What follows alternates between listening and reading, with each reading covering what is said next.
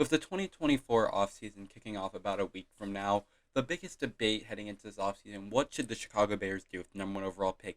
Should they stick with Fields and draft a generational talent receiver like Marvin Harrison, or should they move on from Fields and draft generational quarterback Caleb Williams? Well, I'm going to answer that question here and give my insight on the argument. So first, let me help all those field truthers out who exist out there. There's been a big divide on Bears Twitter, as I've been hearing, about Fields versus Caleb. And there are Fields truthers, as I like to call them, the people who love Justin Fields. So let me help you out here. Let's talk about some pros of having Justin Fields in your offense.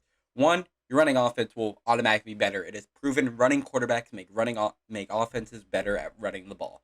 It is a proven fact because I promise you the Bears' elite running attack last year is not because of Khalil Herbert. It is because of Fields' ability to take the ball. It takes away pressure from the running back, opens up the run game more. So that's a benefit. Two, he's got a higher floor than Caleb. We know what he is. He has shown that he can play high levels of football sometimes. He has good games. He has the Miami game. He's got the Detroit game. He has very good elite performances, like elite level performances. Three, he's got a connection with DJ Moore. That means something. It takes time for quarterbacks to develop with receivers and receivers to develop with quarterback. So having that connection already established will help Chicago a ton. He's a fan favorite. There's no getting around it. And that matters to fan bases and owners. Owners love it because they make money. Because if Field jerseys are always selling out, he's the highest selling jersey on the team, I believe. Makes perfect sense why you'd want to keep him because he's marketable. And the teammates love him. He's loved in the locker room. He is very well respected in the locker room. You don't want to bring in a guy who won't be respected by his teammates because that creates a toxic team culture, something like New England had in their QB room. You don't want that. And finally, you can build around him. You have the number one overall pick. You can trade that back and get a haul like you did last year. You can draft Marvin Harrison Jr. if you wanted to. Or you can do whatever you want with it. Build around the defense. I highly doubt they do that at number one, but you can always do that. Once again, you can trade the pick, trade it back. There are quarterback needy teams who would love to have Caleb Williams. All right, now time for the cons. I didn't come up with all these. I have a friend who is a Bears fan who came up with a lot of these, helped me out making this list of pros and cons for these quarterbacks. Cons. He struggles reading a defense. Many times has he just not been able to see linebackers, safeties coming down pre-snap. As a quarterback, that is so important. You can win a play before the play even starts if you know what they're coming out in. If you know they're coming out in cover two and you have the best play for cover two, best route for cover two, you've won the rep. If you can't do that, it makes it so much harder as a quarterback, and Fields does struggle with it. Panics after his first read is open. He has a tendency to look at his first read, lock in, that read's not open, he's scrambling immediately, which can be good. He's a phenomenal athlete. We know this. But sometimes you got to be able to progress through your reads. It is very important to be able to progress through your reads, and Fields doesn't tend to do that a lot. He tends to look at his first read, that's not there, we're going to take off and run. Can't always do that because sometimes teams are going to have that bottled up, and that's what results in losses, something that Bears fans should be sick of by now, considering these last couple of years. Bad progressions kind of goes along with the panics after first read. Below average pocket awareness. If the pocket starts to collapse, he's going to panic. Seems to be a recurring theme when you're talking about Justin Fields. But he cannot just sit in the pocket and step up. He's going to try to scramble out of there. He's just going to try to run, and it results in a lot of sacks being taken. That is another thing. He takes too many sacks. You can blame the O-line. He had the longest time to throw in the league, so take that how you want. The O-line wasn't great, but it was good enough, and he holds onto the ball for a long time, resulting in a lot of sacks. Sacks are also a quarterback stat, not just an O-lineman stat. He is very bad against the blitz as well. Seems like a recurring theme that when you put pressure on him, he's not been good. Anytime teams have put pressure on him, Fields tends to once again panic, try to go to his first read, and take off. He's got a slow release, and that matters. If you can't fit those balls in those tight windows that are needed to win football games, because once again, football is a game of literal milliseconds, and those different milliseconds are different between you having a touchdown and a pick. So yeah. Stares down receivers is one of my biggest college complaints of him. When he was in college, he did this. He would have the problem of just straight up just staring at receivers. He doesn't manipulate defenses with his eyes, which is something that a quarterback like Tua does. I know Tua's got a lot of discourse to him, but it's something that is something that Tua's a lead at. Being able to manipulate the defense with your eyes changes a lot because the linebackers can only see so much behind them. But if the quarterback is telling him, hey, I'm going to throw here, the linebacker can watch the quarterback's eyes and determine that this is going to be the best spot for me to go to. But if a great quarterback who's great at manipulating defensive eyes will cause linebackers to move off a spot for just enough time for that quick release, as we're going to head link back to. And he missed his open reads. That goes back to he doesn't progress through defense as well. Just a result of all this.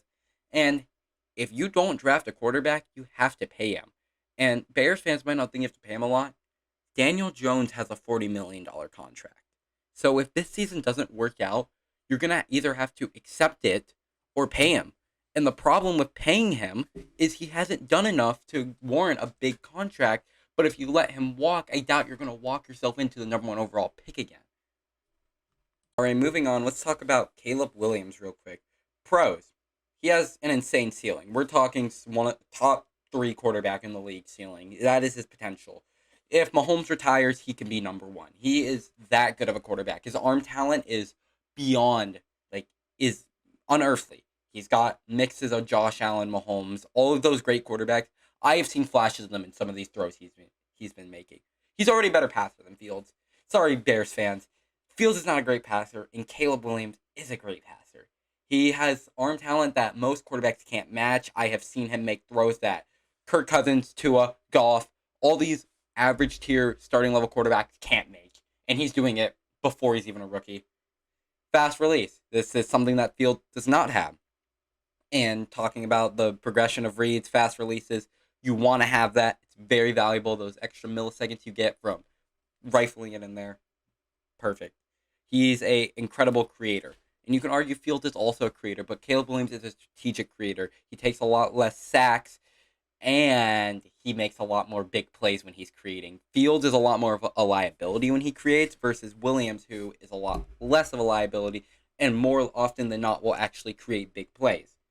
He's got great pocket awareness, something Fields doesn't have. He's able to step up. He's able to move in the pocket. He doesn't resort to just running. He's able to take every second possible in the pocket and find his read. That is so important. Every millisecond that you need to sit in the pocket, Williams will take advantage of that. Great manipulation of the defense with those eyes. We're talking about the eyes earlier. He's able to actually manipulate the linebackers. They're going to look one way. Caleb's going to look one way. They're going to go that way, and he's going to quickly zip it to the other receiver, DJ Moore or Darnell Mooney in this case. And finally, one of the most important parts of this entire debate, he resets your quarterback pay timeline. It has been proven it's a lot easier to win with quarterbacks on rookie contracts because you are paying them a lot less. Now, they have to be elite quarterbacks, and I think Caleb Williams will be elite. So you're resetting the quarterback contract. You don't have to pay him for another 3 to 5 years. And that gives you 3 to 5 years to win a ring. And the Bears are not too far off from that. They have talent.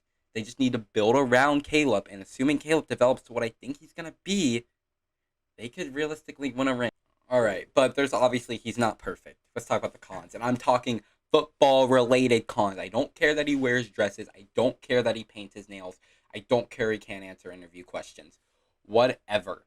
Okay, but there is one of those I actually kind of care about. He is a bit of a diva. And being a diva is obviously not the worst thing in the world. You can improve on that. And sometimes it just doesn't affect how good of a quarterback you are. If he just continues to put in the work and continues to try to get better, it's like, whatever. He can have an ego. All quarterbacks have egos. Aaron Rodgers is a diva. Plays hero ball too much.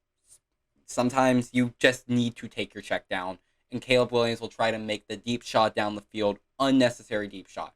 It doesn't need to always be the home run play. Sometimes he just needs to take the check down. Locks onto reads. This is something that does happen. He sometimes just sees a read and will be committed to throwing that read. That goes along with the hero ball thing. Instead of taking the check down, he'll try to turn the read that he wanted into the play, and then it will result in things like fumbling too much. Look at that transition. He does fumble a lot. There's no denying it. It shows on the stat sheet. He fumbles a lot. So finally, in conclusion, I'm going to give the winner of this debate to Caleb Williams. I think the Bears need to go out and draft Caleb Williams. I don't think Fields has proven enough to get that second contract. I think Williams is standing right there. I think Williams will be a phenomenal player in this league. And yeah, thank you all for listening. I hope you like, subscribe, and notification bell, and I'll see you in the next one. Peace out.